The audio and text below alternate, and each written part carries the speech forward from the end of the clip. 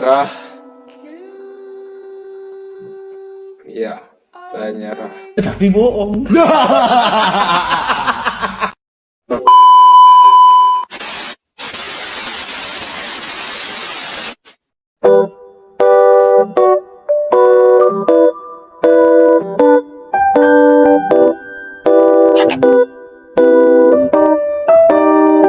Assalamualaikum warahmatullahi wabarakatuh. Perkenalkan, nama saya Melisa Dwi Cahyani dari Stesi Porajaji, Prodi Administrasi Publik dengan NIM 22101045. Di sini saya akan menjelaskan tentang kelompok sosial pada pengantar sosiologi.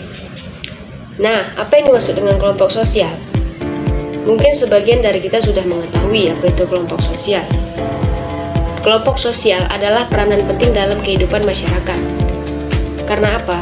Karena di era sekarang, semua yang dilakukan pasti mempunyai kelompok-kelompok sosial di dalam masyarakatnya. Untuk pembentukan kelompok sosial itu terjadi karena naluri manusia sendiri. Seperti yang kita ketahui, bahwa manusia tidak akan bisa hidup sendiri.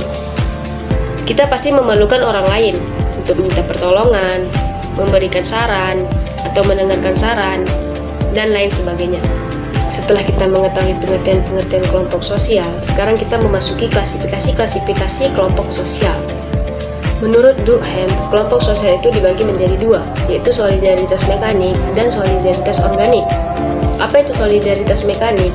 Solidaritas mekanik di sini adalah kelompok sosial masyarakat di mana mereka masih menjunjung tinggi nilai kolektivitas, di mana setiap anggota dalam kelompok sosial harus memiliki peranan-peranan yang sama dengan anggota lainnya. Nah, kelompok solidaritas mekanik ini biasa masih kita jumpai di sebuah pedesaan-pedesaan. Yang kedua, ada solidaritas organik. Kalau misalnya solidaritas mekanik adalah menjunjung tinggi nilai kolektivitas, nah di organik sendiri kita tidak perlu mempunyai peran yang sama terhadap orang lain. Karena di solidaritas organik ini adalah kelompok sosial di mana mereka mengerjakan sesuai dengan peranan mereka masing-masing. Jadi di kelompok sosial ini tidak harus mengedepankan peranan sesuai dengan orang lain.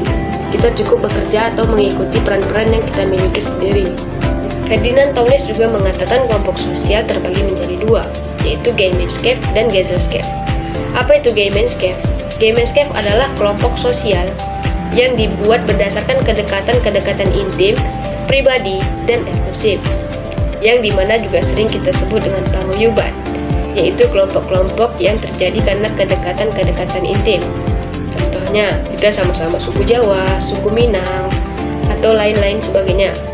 Sedangkan Gesellschaft adalah kelompok sosial yang dibuat atas berdasarkan profesi yang sama, seperti buruh, guru, dan profesi lainnya.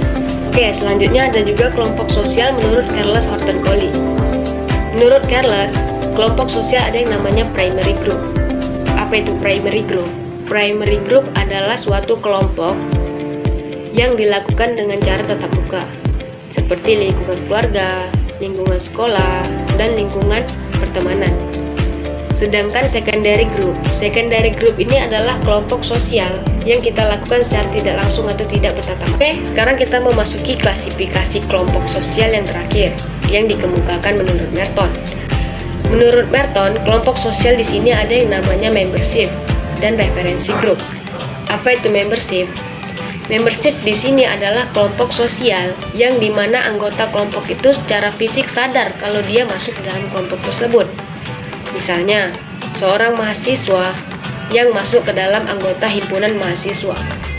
Biarpun dia sudah tidak aktif lagi di dalam kelompok tersebut, namun dia masih menjadi anggota di kelompok tersebut. Selain membership, Merton juga mengatakan kelompok sosial itu sebagai referensi grup, di mana kelompok sosial menjadi acuan dia berperilaku atau berkehidupan.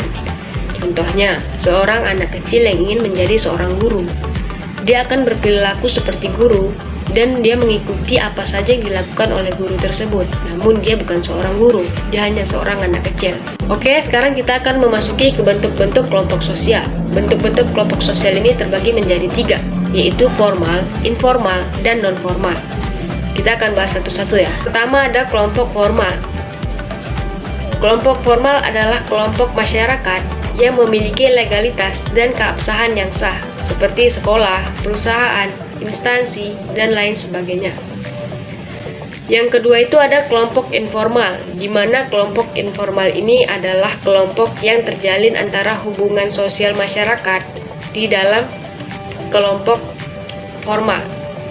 Contohnya kerjasama, gotong royong, kerja kelompok, dan lain sebagainya. Yang ketiga atau yang terakhir itu ada kelompok non-formal. Kelompok non-formal adalah kelompok masyarakat yang terjalin namun tidak memiliki legalitas dan dasar hukum yang sah. Contohnya komunitas sepeda motor, komunitas pencinta burung, dan lain sebagainya. Berakhirnya bentuk-bentuk kelompok sosial di sini, berakhir juga presentasi saya tentang materi kelompok sosial. Saya mohon maaf jika ada salah kata. Saya akhiri dengan wassalamualaikum warahmatullahi wabarakatuh.